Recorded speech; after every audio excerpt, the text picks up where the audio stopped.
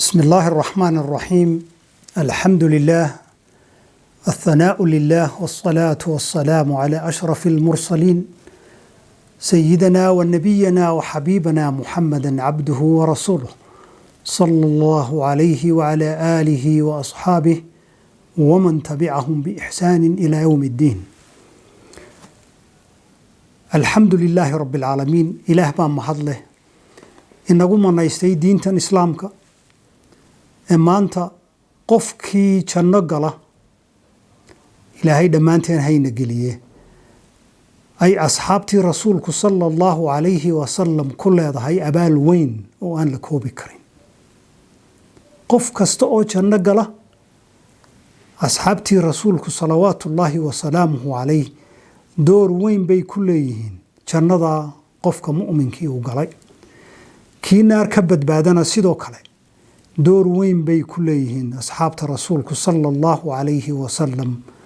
naarta uu ka badbaaday. waxaa ku soo dhacay ama ciqaabta ay soo mareen iyo cadaabta ay soo mareen asxaabtii rasuulku salawaatullaahi wasalaamuhu calayh qaarkood madaxa ku faaraya haddii aad u fiirsato oo taariikhdooda akhrido. waxaynu ognahay marka laga yimaado bilaal iyo ma garanaysaa raggii ama dumarkii halganka u soo galay diinta islaamka, waxaynu ognahay qaar aan bilaal iyo sumaye ahayn in ay jidhkooda xubin xubin loo jarjaray baynu ognahay. waxaynu ognahay qaar intoo dab la shiday dabkaas jidhkooda sidaa loogu jiidjiiday. waxaynu ognahay qaar intoo dharka laga saaray dab weyn la shiday gacmaha laga xidhay ciyaal loo dhiibay xadhiggii lagu xidhay oo la yidhi sidaa ugu wareejiya dabkii la shiday. qaarkood waxaynu ognahay inta loo geliyey daric bir ah in god loo qoday oo qoortuun la soo jeediyey kulaylka aynu aragnay ee maxay ahayd saxraha desertka. qaarkood waxaynu ognahay inay u adkaysan kari waayeen dhibaatooyinkii ay quraysh iyo kufaartu mariyeen oo dabeetana ay maalkoodii iyo ubadkoodii iyo guryahoodii uga qaxeen Itoobiya.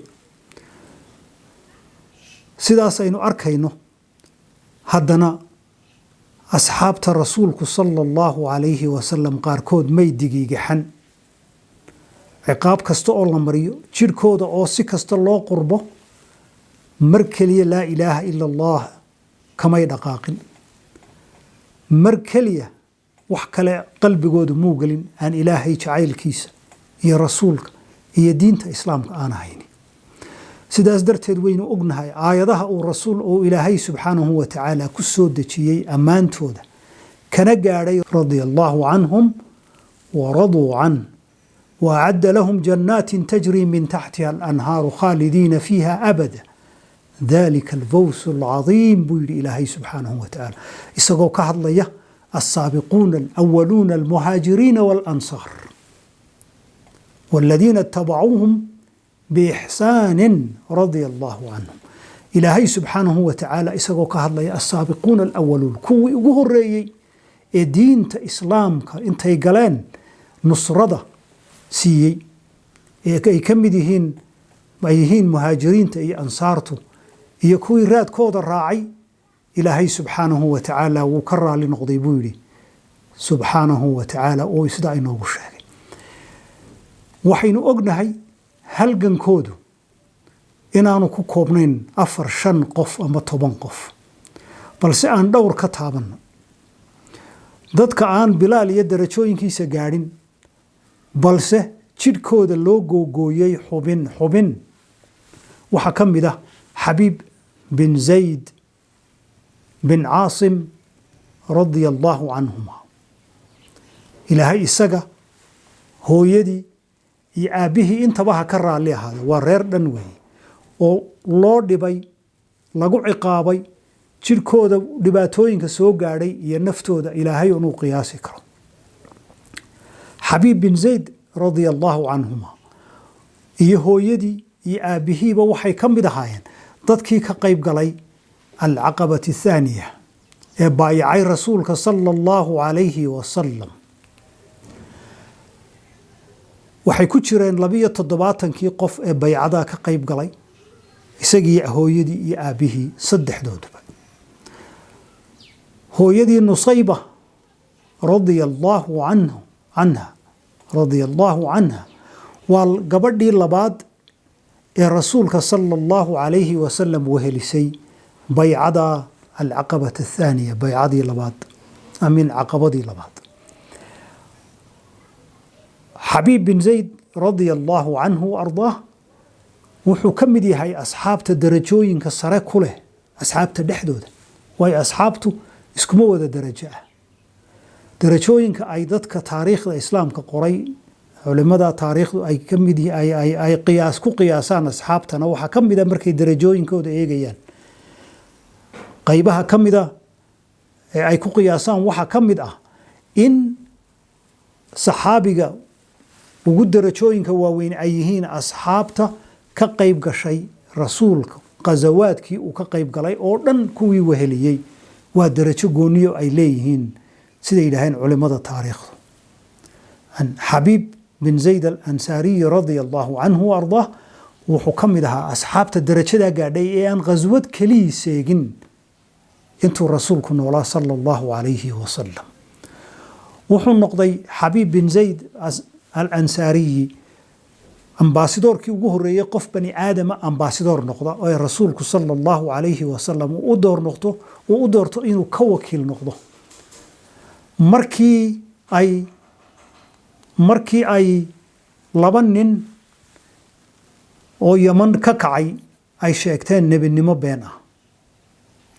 ah kuwaas oo ahaa al-Aswad al-Anasi iyo Musaylamah al-Kadhab labadaas oo khaasatan Musaylamah al-Kadhab uu soo diray rasuulka sallallahu alayhi wa sallam warqad uu ku soo qoray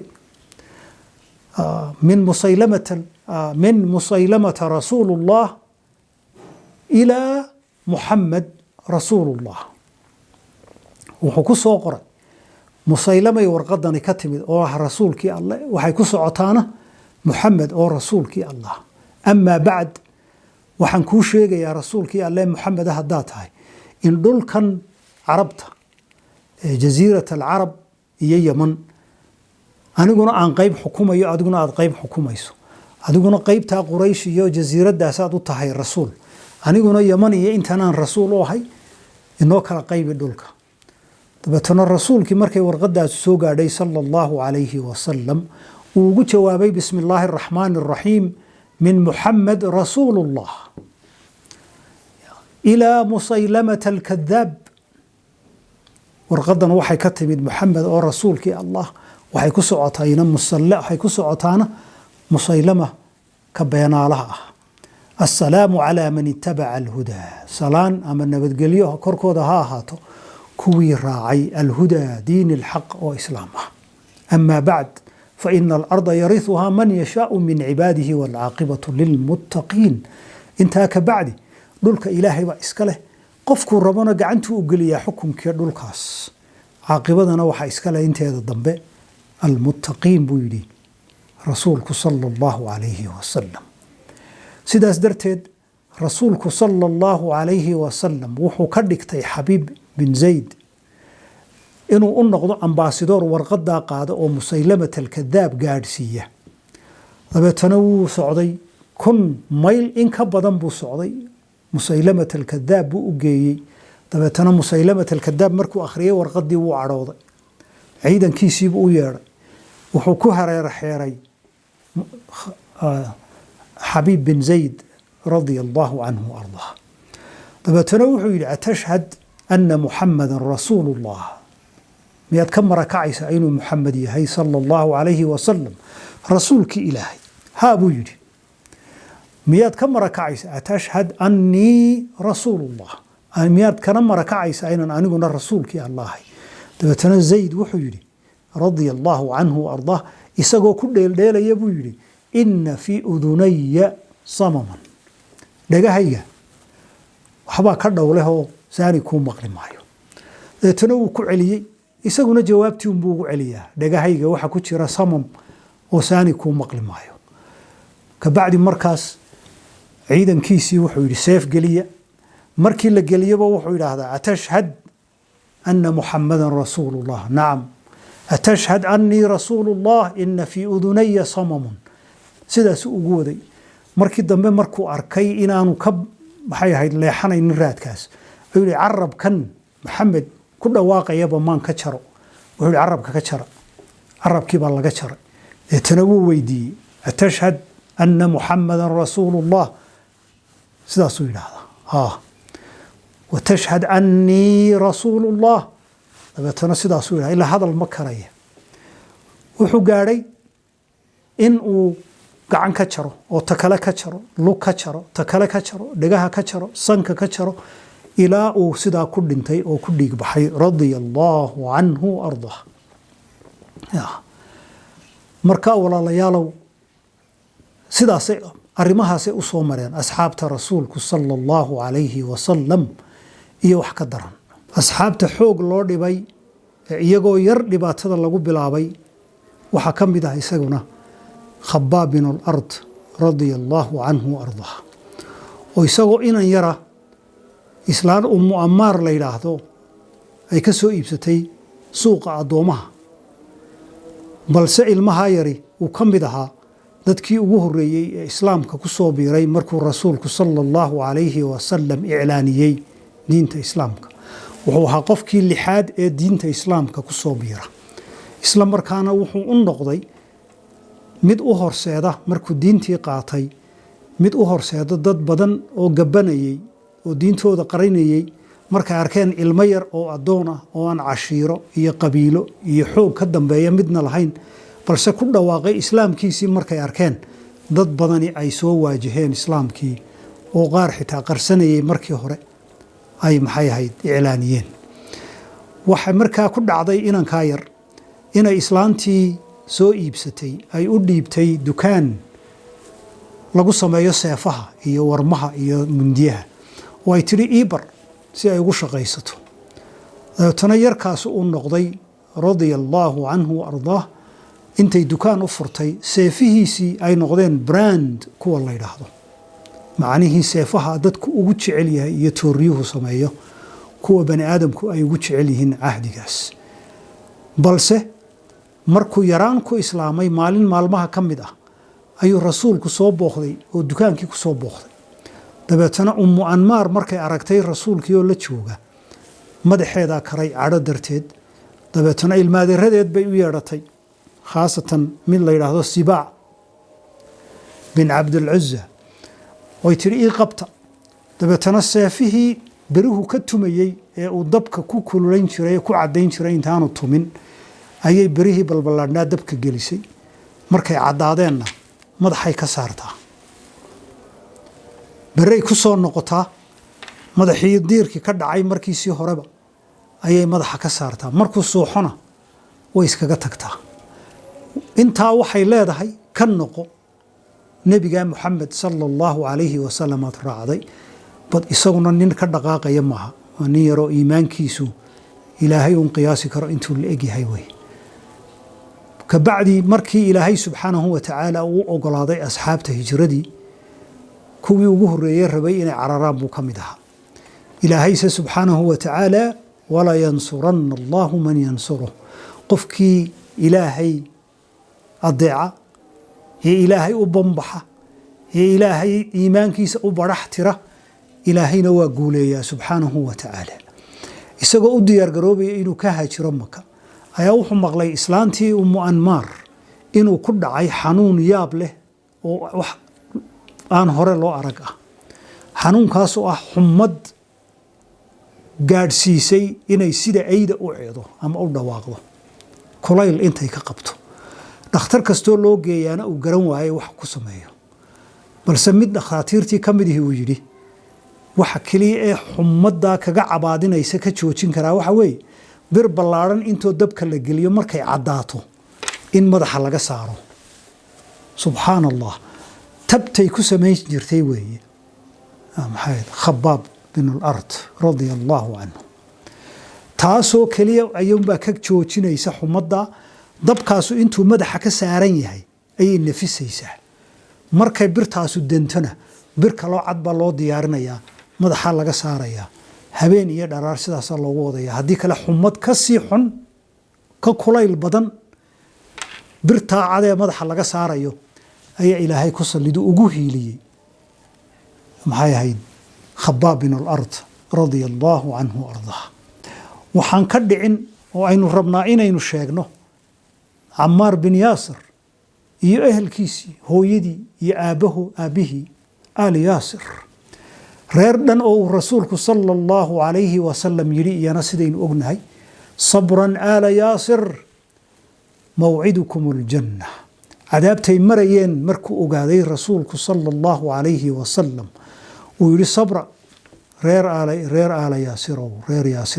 sabra ballantiin waxay tahay inaad ku kulantaan oo ilaahay isugu kin keeno jannat an-na'im insha Allah ta'ala وين ognahay Ammar bin Yasir in uu ahaa isaguna saxaabi kale oo ay kufaartii Quraysh cadaabi jireen gaadheenna cadaab aad u xun inay gaadhsiiyaan oo maalin walba maalinta ka dambaysa ay sida ahayd balse maalin uu xijin kari waayay ay ku kaliftay inay wixii ay ka rabeen oo yiraahdo oo ah inuu rasuulka erayo xun ku yiraahdo sallallahu alayhi wa sallam dabeetana markay sii daayeen isagoo qalbigiisu aanu mutma'in ahayn aanu ka raali ahayn oo murugaysan oo tiiraanya ka muuqato oo rasuulkii u tagay sallallahu alayhi wa sallam